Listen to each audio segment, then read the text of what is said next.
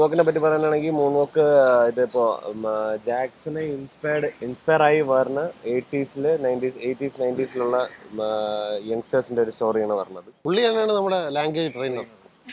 അത് seriously language train ചെയ്യാൻ വേണ്ടി വന്നതാണ്. നമ്മുടെ മൂൺവാക്കിന് നമ്മളെ ലാംഗ്വേജ് ട്രെയിൻ ചെയ്യാൻ വേണ്ടിട്ട് വന്നതാണ്. പിന്നെയാണ് കാസ്റ്റ് ആയത്. നമ്മൾ 4 പേരും ട്രിവാൻഡ്രമാണ്. പക്ഷെ നമ്മൾ 4 പേരും സംസാരിക്കുന്ന വേറെ രീതിയില്ല. മൂൺ വാക്ക് എന്ന് പറയുമ്പോൾ തന്നെ ഓഫ് കോഴ്സ് എല്ലാവരുടെയും മൈൻഡിലേക്ക് ആദ്യം വരിക മൈക്കിൾ ജാക്സൺ ആയിരിക്കും സ്വാഭാവികമായിട്ടും. നമ്മുടെയൊക്കെ മെമ്മറിയിൽ അത്രയും റൂട്ടഡ് ആയിട്ട് കിടക്കുന്ന ഒരു മനുഷ്യൻ കൂടെയാണ്. എനിക്ക് തോന്നുന്ന ഒരു ട്രിബ്യൂട്ട് എന്നുള്ള രീതിയിലാണ് സിനിമ വരുന്നതെന്ന് തോന്നുന്നു.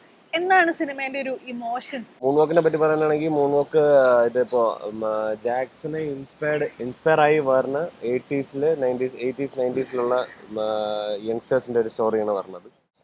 അപ്പോൾ ഈ പറയും പോലെ ജാക്സന്റെ കാസറ്റ്സ് കണ്ടിട്ട് ഇൻസ്പയർഡ് ആയിട്ട് വീഡിയോ കണ്ട് പഠിച്ച് ബ്രേക്ക് ഡാൻസ് പഠിക്കാൻ വേണ്ടിയിട്ട് സ്ട്രഗിൾ ചെയ്യണത് ഒരു കൂട്ടം യങ്സ്റ്റേഴ്സിന്റെ സ്റ്റോറിയാണ്. അവരുടെ ആ ഒരു ലൈഫാണ് പറയുന്നത്. അപ്പം മൊത്തം അവരുടെ ജീവിതവും അവർ ഇതിനു വേണ്ടി എടുക്കുന്ന എഫേർട്ടും ആ ഒരു മൊത്തത്തിൽ ഒരു വിന്റേജ് മൂഡാണ് തരുന്നത്. അതേപോലെ ഒരു ട്രിവാൻഡ്രം വൈബും.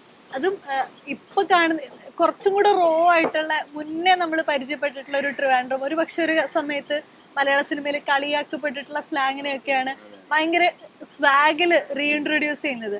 ആ ഒരു ഫീൽ ഇല്ലേ ട്രിവാൻഡ്രം സ്ലാങ്ങില്? ഇവിടെ നിന്ന് തന്നെ സ്റ്റാർട്ട് ചെയ്യാം. പുള്ളി തന്നെയാണ് നമ്മുടെ ലാംഗ്വേജ് ട്രെയിനർ.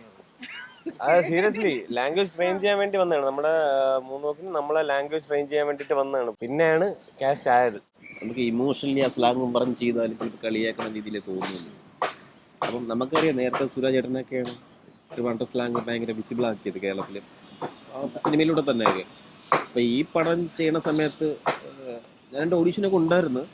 പക്ഷെ ഞാൻ കാസ്റ്റിംഗ് എന്ന് പറഞ്ഞൊക്കെ അങ്ങനെ ഇപ്പം ഫിലിമിൽ ഇന്നായി ചെങ്കിൽ എന്നെ വിളിച്ച് അപ്പം ഇങ്ങനെ പറഞ്ഞു ഈ ലാംഗ്വേജ് ട്രെയിനിങ് ചെയ്യണമെന്ന് പറഞ്ഞു. അപ്പോൾ എനിക്ക് ബാക്ക്ഗ്രൗണ്ട് തിയേറ്ററൊക്കെ ആയതുകൊണ്ട് ഞാൻ അങ്ങനെ ഒരു പ്രോസസ്സ് തന്നെ സംഭവം ചെയ്തത്.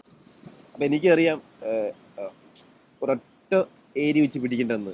സ്ക്രിപ്റ്റിനകത്ത് ഇരുന്ന ബന്ധം തിരുവനന്തപുരം സ്ലാങ് എന്തരപ്പി എന്തര് ആര് എന്നുള്ള ചോദ്യങ്ങളുള്ള ഇതൊക്കെ ആയിരിക്കും. അപ്പം ഫുൾ പൊളിച്ചിട്ട് സ്ക്രിപ്റ്റഡ് അല്ലാത്ത രീതിയിൽ ചുമ്മാ ക്യാഷ്വലായിട്ട് സംസാരിച്ചു തുടങ്ങി നമ്മള്.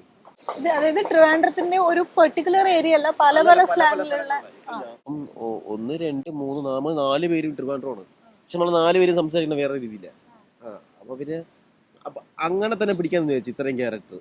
തിരുവനന്തപുരത്ത് അറിയാലോ, അവിടെ നിൽക്കുന്ന സമയത്ത് പല ആൾക്കാരും സംസാരിക്കുന്ന പല രീതിയിലാണ്. അപ്പൊ ആ ഒരു പാറ്റേൺ തന്നെ നമ്മുടെ ഫിലിമിലേക്ക് അഡാപ്റ്റ് ചെയ്തു.